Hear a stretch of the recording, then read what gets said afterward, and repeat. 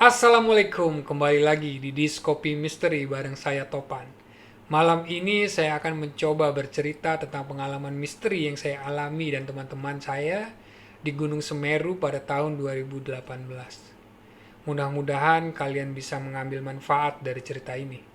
Sebelum saya mulai ceritanya, izinkan saya berterima kasih dulu buat kalian yang selalu support acara kami dengan like, comment, share, dan subscribe. Mudah-mudahan kalian selalu diberikan kemurahan rezeki dan diberikan nikmat yang tiada duanya oleh Tuhan Yang Maha Esa. So, ayo kita mulai cerita misteri malam ini.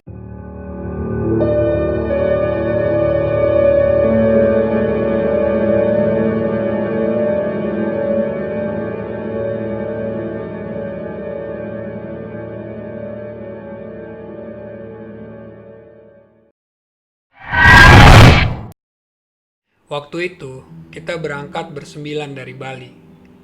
Kita berangkat dari Terminal Mengwi sekitar jam 7 malam dan baru sampai di Terminal Arjosari Malang sekitar jam 4 pagi. Karena ada beberapa teman kami yang belum datang dari Surabaya, akhirnya kami menunggu mereka dulu di terminal. Dan di terminal, kita ketemu dua pendaki lagi. Akhirnya kita sapa dan ngobrol sama mereka. Dan ternyata mereka juga ingin mendaki Gunung Semeru.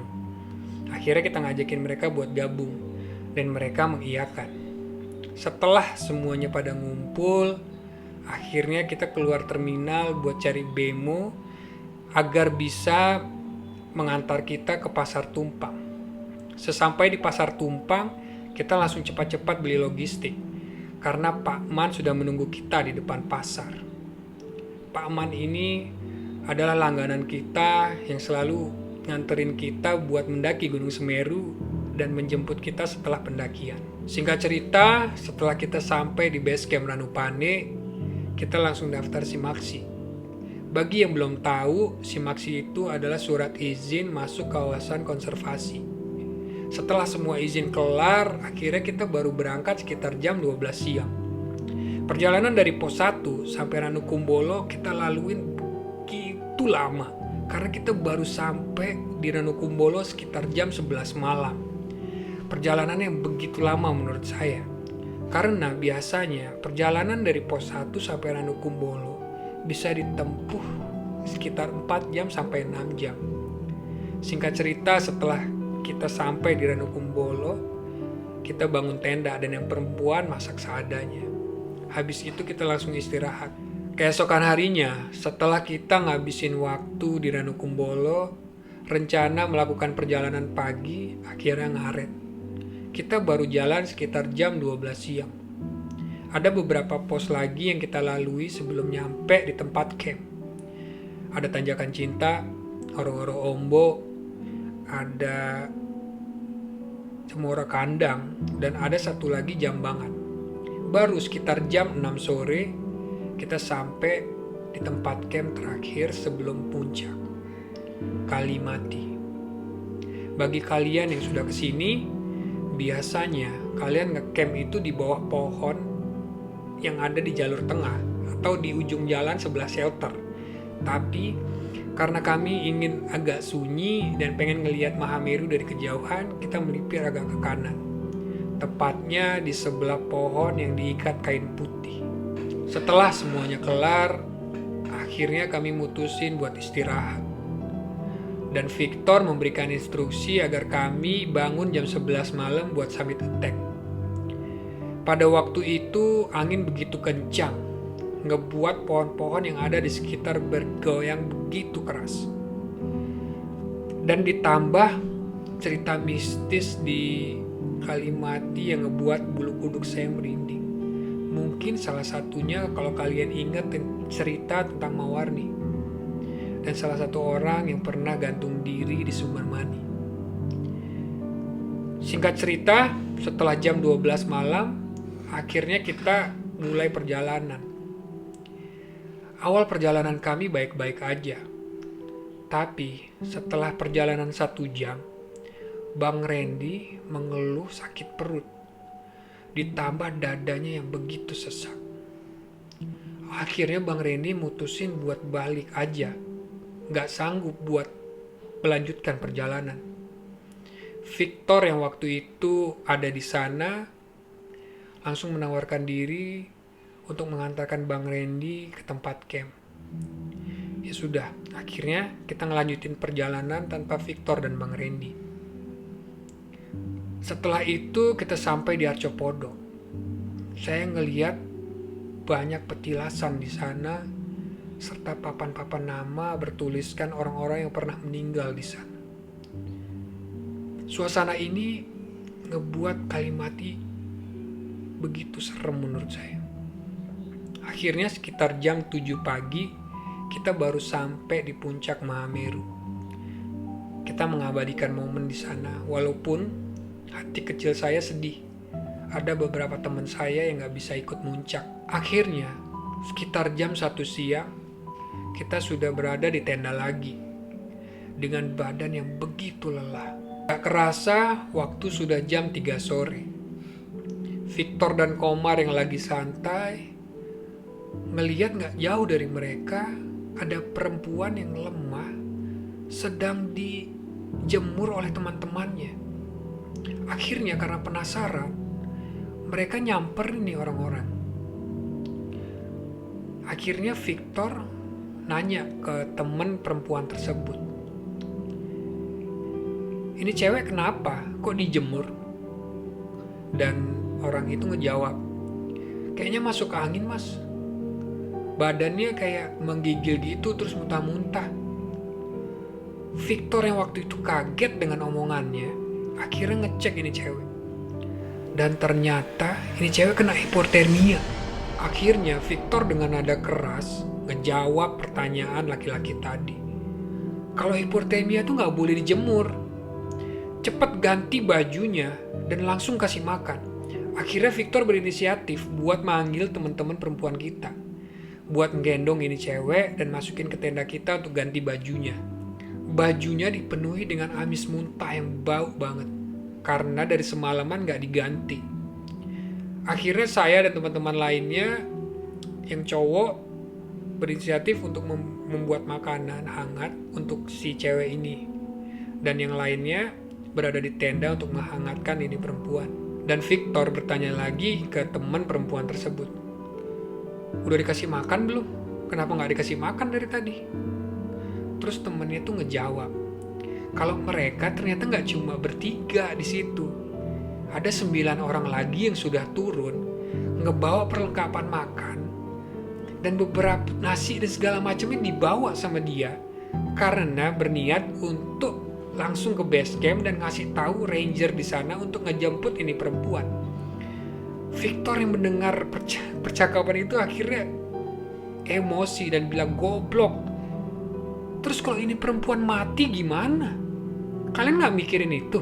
Setelah teman-teman perempuan kami ngebantu untuk mengganti pakaian si cewek ini, kita berusaha untuk ngebangunin dia untuk ngasih sedikit makanan. Tapi ini cewek gak bangun-bangun. Tapi kita paksain sedikit demi sedikit, kita kasih dia makanan hangat. Alhamdulillahnya dia makan walaupun sedikit. Victor dan Edwin berinisiatif setelah itu untuk datang ke shelter di Kalimati untuk memberitahukan kejadian ini. Setelah melapor, kami disuruh menunggu tim evakuasi buat menjemput si cewek ini di tenda kami. Sambil menunggu tim, akhirnya saya, Victor, Bang Randy, dan 2 teman perempuan ini berinisiatif untuk mengambil air di sumber mani. Itu sekitar jam 7:30 malam. Setelah mengambil air dan kayu bakar, kami bergegas untuk kembali ke tenda. Karena suasana malam di tempat itu sangat tidak nyaman. Di tengah perjalanan, Victor yang berada paling belakang manggil Bang Randy yang ada di depan buat ganti posisi. Bang Randy hafal kalau Victor udah ngomong kayak gini berarti ada yang aneh di sini. Dan ternyata Victor melihat sosok hitam lagi duduk di bebatuan di sampingnya dengan baju lusuh dan tersenyum sinis kepada Victor. Kami sampai tenda sekitar jam 8:30 malam. Tapi tim evakuasi belum juga datang. Akhirnya kita coba nyalain kayu bakar yang kita bawa tadi. Lalu sayup-sayup kami mendengar seperti ada orang nembang.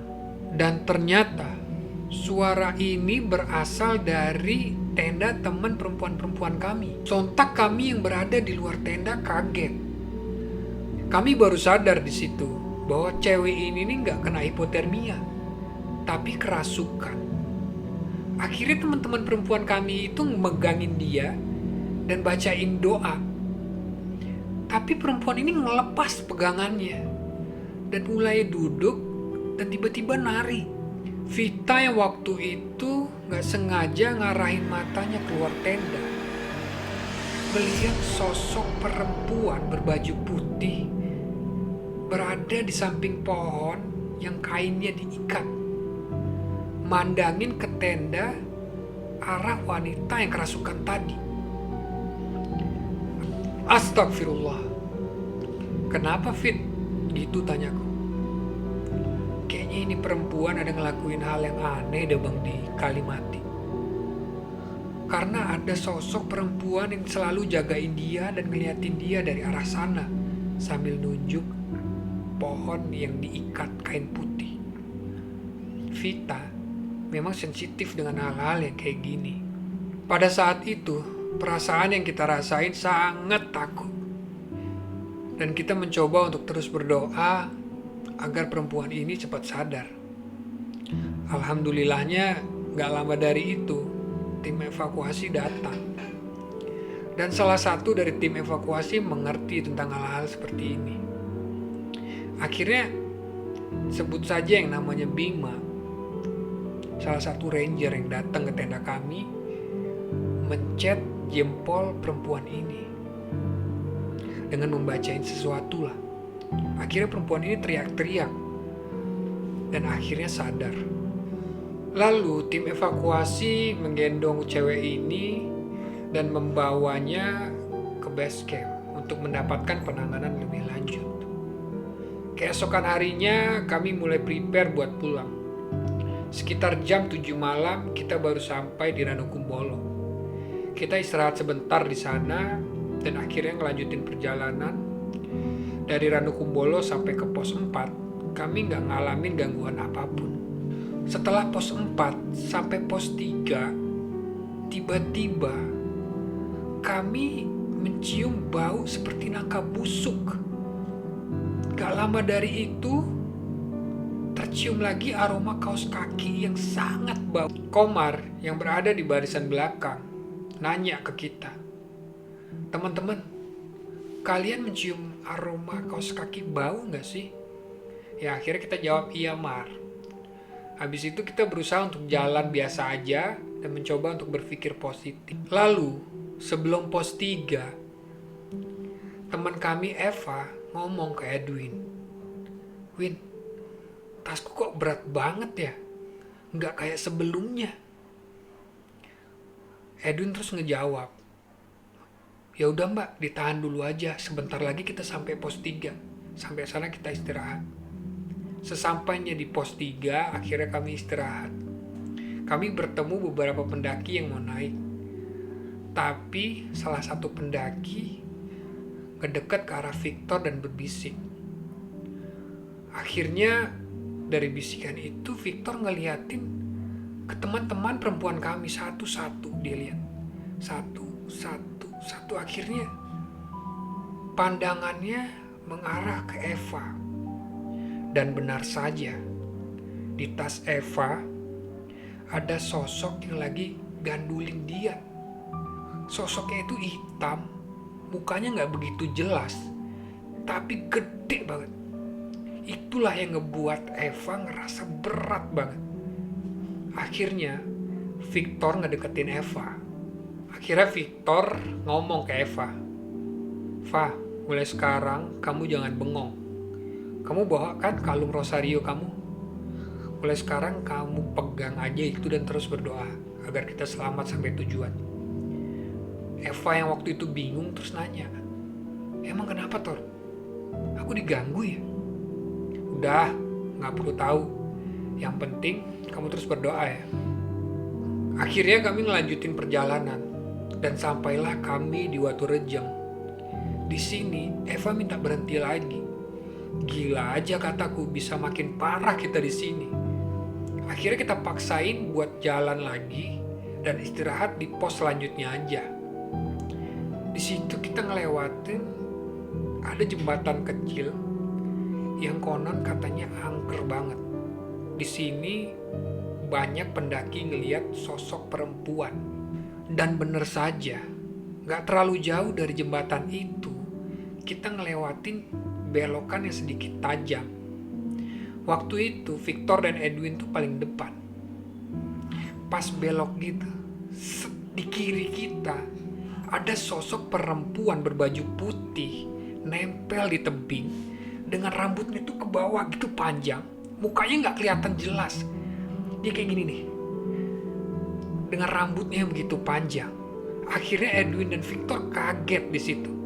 Otomatis mereka berdua mempercepat jalannya, sehingga kita lumayan jauh tuh jaraknya dari Edwin dan Victor. Habis itu Lucky yang ada di belakang mereka manggil, "Torwin, jangan cepet-cepet dong jalannya, kita ketinggalan nih." Akhirnya mereka berhenti dan kita mulai jalan lagi. Kita sampai di base camp sekitar jam 11 malam. Ternyata di sana Pak Man sudah nunggu. Akhirnya dengan badan yang sudah letih banget, kita taruh tuh carrier kita di atas pickupnya Pak Man. Terus kita naik pickup di belakang, kita duduk di sana. Akhirnya kita mulai perjalanan pulang. Di jalan, Pak Man ngerasa kok mobilnya berat banget di gas ya. Perasaan tadi gak seberat ini. Ternyata ketika Pak Man penasaran dan ngeliat ke kaca spion, banyak sosok nempel di kita dan ada di belakang mobil ikut bersama kita. Pak Man sontak kaget di situ. Selama perjalanan pulang, Pak Man berdoa supaya kita diberikan keselamatan. Sesampainya kita di Pasar Tumpang, kita makan di salah satu warung yang ada di sana. Akhirnya Pak Man ngomong ke kita, "Nanti kalau kalian sampai di rumah, jangan tidur dulu ya. Kalian bersihin diri dulu kalian. Karena tadi di jalan, saya ngelihat banyak sosok yang nempel sama kalian." Akhirnya kita paham apa yang diomongin Pak Man. Dan cerita kita selesai sampai di sini. Gimana teman-teman cerita hari ini? Kalau kalian suka, tinggalkan komen di bawah. Dan jangan lupa support terus acara kami dengan like, komen, share, dan subscribe. Dari Jala Coffee Renon Denpasar, dengan Topan yang bertugas malam ini, pamit.